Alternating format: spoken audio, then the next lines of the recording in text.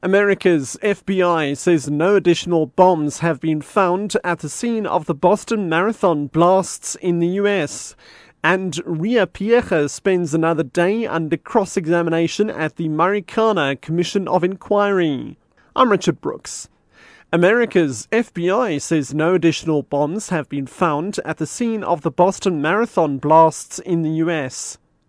FBI Special Agent Richard Delasaurus has made the comments at a media conference in the city after the two explosions yesterday close to the finish line of the world-famous road race. 3 people were killed and more than 150 wounded in the blasts.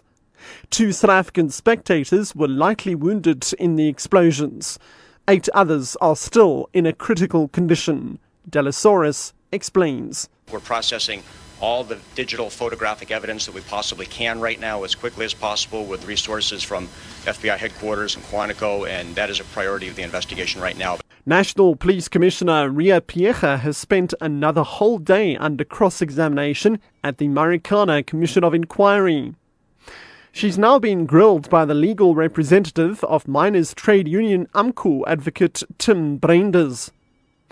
Piecha was asked if she has any knowledge of whose idea it was to deploy a special task force team to Marikana during labour unrest at Lonmin Mine last year. Piecha explains. As I've said, I would have spoken to 2 sets of people. One, the provinces, which is the provincial commissioners. When it comes to the specialist units, I would have spoken to General Mawela, I would have spoken to General Masemula, because those are controlled nationally. They would have to assist as per the request. So I'm sure the ORS heads and the general managers would be able to account to say, how did we get General Scott to go to whatever? Legal Aid SA has confirmed that it's representing the family of Andries Tatane in pursuing a civil claim against Police Minister Natim Tetwa. Tatane's widow has made a claim of 6 million rand for her and their 2 children.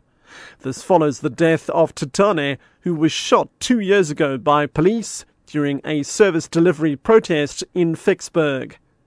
7 police officers were acquitted last month of his murder and assault.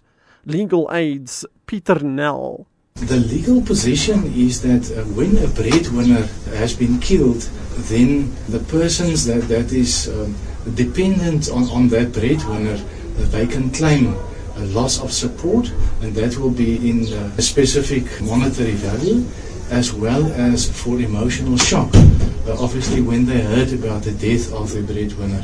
So that is the 2 kinds of claims that is allowed for this specific dependence of the late Mr. Tatane.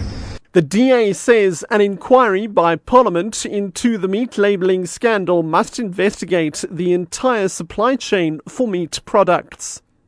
DA spokesperson on agriculture, Annette Steyn, says she will be submitting a motion to the National Assembly calling for the establishment of an ad hoc committee to probe the meat labelling issue. A Stellenbosch University study has found that many meat products contain ingredients not reflected in their labels. Steyn explains.